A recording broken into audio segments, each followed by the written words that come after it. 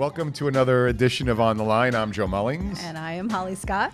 And today we're going to cover a fun subject around salary negotiation. Yes, around negotiating an offer. You were really pushing hard for this one. Well, it's an important one, and it's one we get pinged on quite often. I think for purposes today, let's stick to the masses. This is not a C-level negotiation because those can get a little more intricate and different. So this is for the general population, all of us who are looking to... Although the principles are the same. Yeah, the general mechanics are certainly the same, right? But something that can be applied regardless, right? Walking in. So I'll start out. Salary negotiations should start early and often. Agree. Right? Too many people wait until, quote unquote, the offer stage, both the hiring company as well as the individual. So from my side, I would say be transparent too. Tell them what you're making. Tell them how it breaks down, base, bonus, when the bonus is paid out, what the historical pay's been on that bonus. I know some of you right now are shaking your head out there saying, haha, in California, I don't have to tell them what I'm making. Haha, in Massachusetts, I don't have to tell you what I'm making. But you're not doing yourself a service. Oh, yeah. No, negotiations should be, by the time we get to offer stage, if you're foundationally strong on the data, where you're coming from, and that's every component. That's base, bonus, equity, last few years of W-2, what you've actually earned. Your contribution on your health care. Absolutely. So go down all your list when you go into that client early. So when do you start? Right after the first TI, the telephone interview, when you're going on site, you want to go in with an inventory. You don't open up the interview that way, but eventually somebody's going to ask you, what are you making? Right. And if you're not asked, you should know that's your homework. The things that you can do on your side is be completely ready, because when that door is open, and it will, you are prepared because your information should be tight. Your side of the negotiation should be tight because you're going to be most effective at negotiating the best outcome if you know what you need, what you want optimally, so that you can move from that position.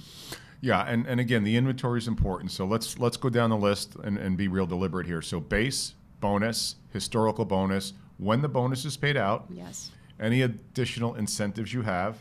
You can put the stock options in there if they're appropriate for this time of your career. Also, what your medical benefits are, what's covered, your vacation, and any additional items that are covered. Some salespeople have car allowances, phone allowances, etc. And this is why you want to do that, because when you get the offer, one of the worst things you could do is say that offer is not enough. Exactly. When you get an offer, you want to say, thank you for the offer, X is fine. Having said that, I was expecting to see X, and let's just use a number plus 10%. And you can't just say, because I want it. Right. Oh, gosh. Go with data, right? Go with data. So if you're relocating to a higher cost of living, get your metrics around that. If you've had a flat salary for the last 3 years and it's not for performance, but because wages were frozen or whatever it was, let the incoming company know that. Now, the incoming company is not responsible for your lack of pay previously, but my guess is it affected market on where you are. Oh, yeah. No, absolutely. You're going in with information. You're prepared for that conversation. Let's assume for this conversation that negotiations are going to happen are going to happen exclusively with you and said hiring manager. There's no intermediary like you or I in between this. So it's on you. The onus is on you. How are you going to negotiate the best deal? So at some point in process, and it may be at the very end stage, right? It may be, unfortunately. We hope not, but unfortunately it may come at you. And it may be at the very end stage you have an HR recruiter or someone who says, hey, our midpoint on this is X dollars, and it's lower than what you currently make. And your first reaction is, oh, God, here we go. Kick in the gut. This is terrible. What a waste of time. Hold back on that, right? Hold back on that, because we have to start somewhere, and they don't know at this point what you're coming from and where you're at. So now is the time to start that conversation. Now you have something to talk about. Even if it's way off, you have a starting point. And I always recommend starting with, I really want to work with your team. This sounds like a great opportunity. I'd love to make this work. However, I want to share with you some pieces of the puzzle. And then, Yeah, and you're right. So you start with the inventory, and then you have to give an evidence-based argument around not just because I want. And here's what's important is rarely is it for the person who you're negotiating with. The person who you're negotiating with has to go take that to a comp committee, Absolutely. to HR, to a VP, especially if it falls above the quote-unquote range. exactly. When they set the range, they did not have you in mind. That's right. But That's now that right. you've showed up, and Holly brings a really powerful mindset to the game, is a number is just a number. Don't get paralyzed by it. When the number comes out lower, and it will always be lower than what you want, Yes. just acknowledge it and say, cool, understand that, right? And first decide if you really want the job. If you don't want the job, then just save everybody's time Right. and just punt. Nothing to talk about. Correct. But you've got to explain with full inventory where you are. You have to explain with an evidence-based argument why, and do that in email. Don't do it exclusively on a phone call. A phone call cannot be shared with the people who are eventually making the decision. That's right. And That's they want right. to pass that email along. And now you've got some real sort of pins in the map to work from. That's right. You've got the hiring manager or the said HR person, whomever you're discussing this with. They need to go and take this information to the people who are going to make decisions. And the more you have it in front of them, I would personally prefer a phone call followed with an email. I'm going to Correct. share with 100%. just because I think you get more of the sincerity of the interest in putting something together here. Because if you're way off, you can send the wrong message by saying, hey, here's where I am. And the other person on the end of the email says, oh, shit, we're way far Well, you apart. don't send that email in isolation. In other words, you're not sending a exclusively, whether it's email. So let's play a scenario here. Sally Smith is the hiring manager. Bob Jones is got a call set up with, hey, we want to talk to you about an offer. Fantastic, right? Bob, looking forward to our call on Monday morning. I just first and foremost, while compensation is important to me and my family, I really want to work with ABC Company. Having said that, I know economics are part of this. Let me share with you where my numbers are, and we can use that at least as a point to have a conversation around. Don't say a starting point. We can use that as data to have a conversation around. Exactly. I'm Right? going to share with you data. And in closing, right after the data is there, in closing, again, I want to reiterate. Item number 1, you shared with me, we're trying to launch. Item number 2, it's a European effort. Item number 3, it's growing a team. Those really jazz me up.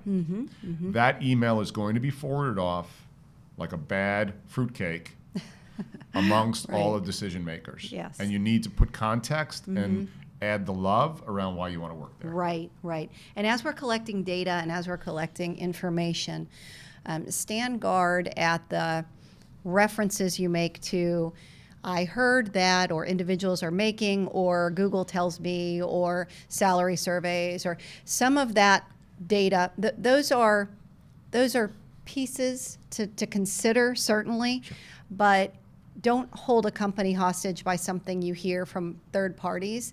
At the end of the day, they're coming to you because they want you. They want to make it work, and don't hold them as biblical, right? Let's make sure that they're taken in context. Yeah, and so it drives me crazy when people use salary surveys Yeah. because they're so generic. They differ from block, and let's use San Francisco. They differ from med tech to general tech to biotech. If you're going to so you're asking, Joe, then what would be an evidence-based argument? Well, maybe your commute increases. Maybe you've got to go ahead and lease a new car because the mileage you're going to put on your old car is not going to allow you to feel safe getting back and forth. Maybe there's more tolls.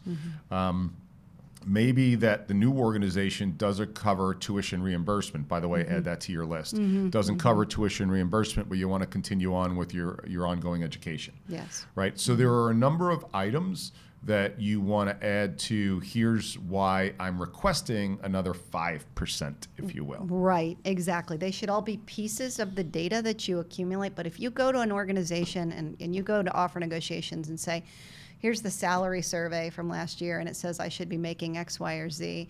You're not going to get anywhere, and Nope. frankly, you're going to lose a lot of stock pretty quick, because there are just so many pieces out there that are not, first of all, they're not accurate. Like you said, you can turn, if you want to work there, people make it work. Yeah. People go to the Bay all the time, and it's the hardest place in the entire world to actually buy and live, right? And here's how you can get around comp. Don't get wrapped around the axle on W-2. Although, look, W-2 is really important because that's what gets the compounding interest year over year when you get a 6% raise or a 15% move. Here's other items to ask for. Ask for an early review. If you can't move the needle on compensation, ask for a 6-month merit review. That's one. That's fair. Number 2, ask for a sign-on bonus. You can structure that sign-on bonus a couple different ways. One is, cash in the first 30 days or cash over a 9-month period, right? So it lessens the load on that. That's another way to hit the economic side of things. Another is ask for an additional week of vacation, right? Because if you're making $150,000 a year, that means you're making $3,000 a week. If they can't come up on that number for you, ask for another week holiday. Right? Again, you don't always get it. I'm just giving you ideas to consider, right? And then also ask for the ability to go to said seminar or some sort of ongoing education that you've always wanted to go to, that the company pays for that out of a different basket, and it doesn't bastardize their sort of salary ranges in there. Right.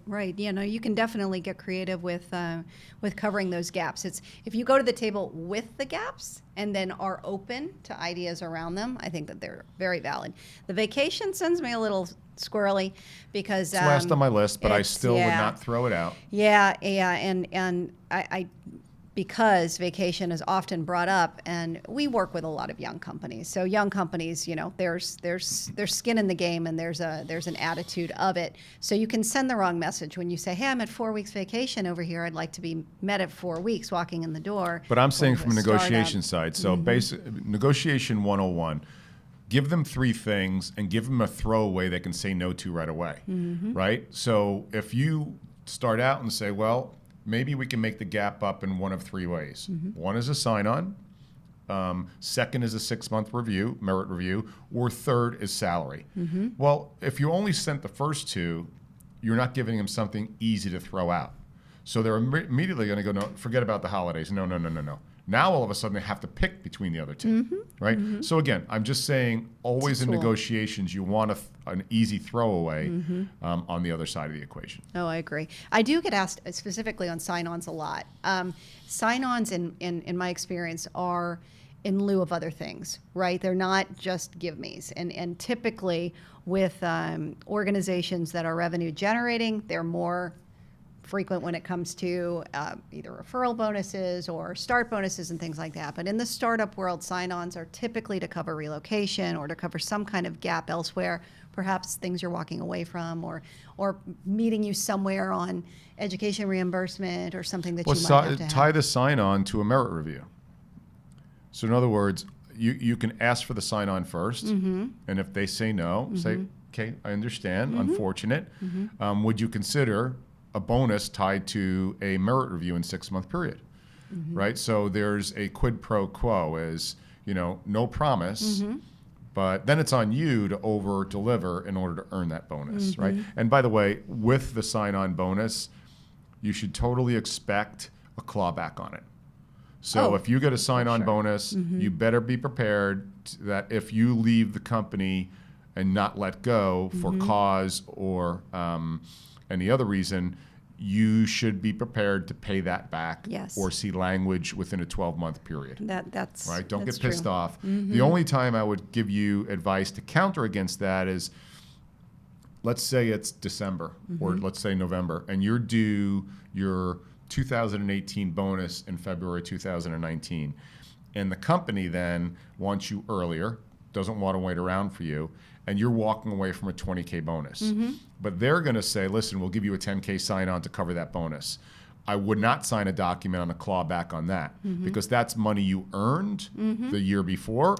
And then I would have discussion around that and say, listen, cool, appreciate that, but a clawback on that is something that I earned previously. right? Valid So point. just Yep. some things to negotiate around on that. I don't want to yeah. make it all one way or the other. No, they're absolutely great points. Yeah, and I think it's clean at this point. But don't go in with the idea of being bought. Your skill set may be in incredible demand, but be real, stand guard at that. Yeah. And how many times can we realistically go back negotiations? Right? At what point do you really get the client turned off in terms of having further conversations overall? Right, and again, a lot of that comes from start the negotiations early. And what I mean by starting the negotiations is not the actual negotiation itself, but loading the process with an awareness of where you are. The worst thing in the world to do is go through this whole process and, like a jack-in-the-box, spring it on somebody Right. that you know your expectations and or your comp is through the ceiling. Right. And so I would say that there's very few surprises, and there's very little ongoing negotiation after one or two iterations if you declare all of the data early in the process. Oh, yeah. No, I mean, how many times do we go through process with a candidate and they say, gosh, I'm at 175 on a base, and we get closer and say, oh, I just looked at my W-2 last year. I'm actually at 179.8. And, do yourself a favor. Know early in process. The minute you have something you're checking out, know exactly where you're at. Know your data. That is going to give you the power position to move from all along the way, so that you're not wiggling because your data's there. You're standing on your data. Everything else can move around you to see if it's going to make sense. Yeah, and you brought up one more thing before we close out. When you declare where you are comp-wise, make sure you reference when your last raise was. Yes. Because if let's say for argument's sake, your raise review is in January, let's just say, and you're looking at a position and you're negotiating in November, and you gave them a number, because sometimes the hiring process takes 60 days, 90 days these days. Make sure that in the data you give is my last merit review is 6% in January. I'm due for another review in January. And if they push the process out, it's not a surprise to them. They Right. can go back and reference it, and you can be like, look, we're 30 days from me actually moving up 6 points. Right. Right. So make sure, make a note of that before you pop the earbuds out, or the earbuds out of your ear on this podcast. Make sure you put when your last raise was, because it's an asset to you. Oh, again, this is all in Otherwise, your advantage. yeah, this is all in your corner. Yep, absolutely. You go into it, you have that prepared. You're going to have much better conversations Yeah. all along the way. And all you're along viewed the as a way. professional. Yeah, exactly. Exactly. So that's it. Everybody's favorite, talking about money. Anything else on closing? No, I want to raise. Here, have a bottle of water. I get the ceramic cup. He gets the water. Maybe after 22 more years, I'll get a cup. Your anniversary is next month. Hold your breath. Anyway, this has been On the Line. I'm Joe Mullings. And I'm Holly Scott. Have a great day.